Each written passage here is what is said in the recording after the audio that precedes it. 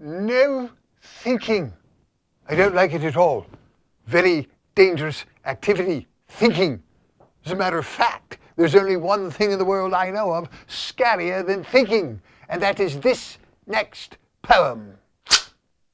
This next poem is very scary, but not for you. It's scary for me, because you see, inside this next poem, there are precisely 29 words which do not mean a thing, and yet I have to make the poem make sense and even be entertaining to you, which is very scary to me.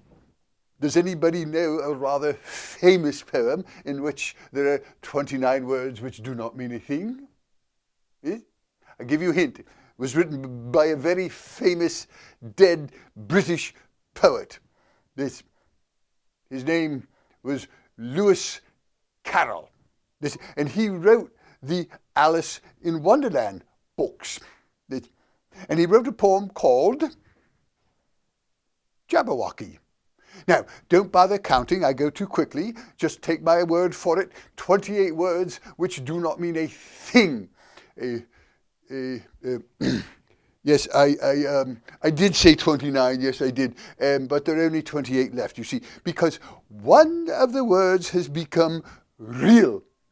It's even in the dictionary, which is where all words go when they become real. It's defined as falling somewhere between a chuckle and a snort. So, at the end of the poem, if you think you heard a word which falls somewhere between a chuckle and a snort, you may raise your virtual hands and be in line for a virtual high five from me. All right, so here we go. Jabberwocky by Lewis Carroll. 'Twas brillig, and the slithy toves did gyre and gimble in the wabe, all mimsy were the borogoves, and the mumeraths outgrabe. Beware the Jabberwock, my son, the jaws that bite, the claws that catch. Beware the Jubjub bird, and shun the frumious Bandersnatch. He took his vorpal sword in hand. Long time the manxome foe he sought. Then rested he by the tum-tum tree, and stood a while in thought.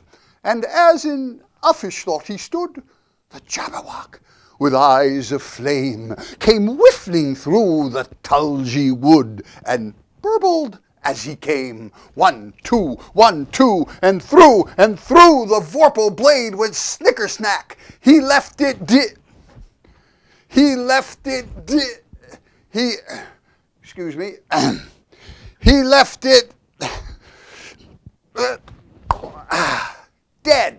and with its head,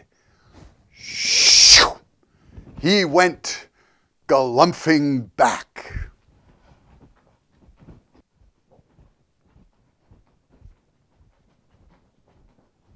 And hast thou slain the Jabberwock?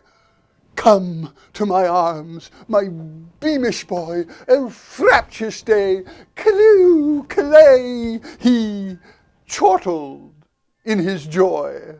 'Twas brillig, and the slithy toves did gyre and gimble in the wabe, all mimsy were the borogoves, and the mumeraths outgrabe. Jabberwocky by Lewis Carroll. All right, time to guess. What is the word which falls somewhere between a chuckle and a snort? Lewis Carroll wrote several words, made up several words which have found their way into the dictionary in that poem, such as galumphing and burbling.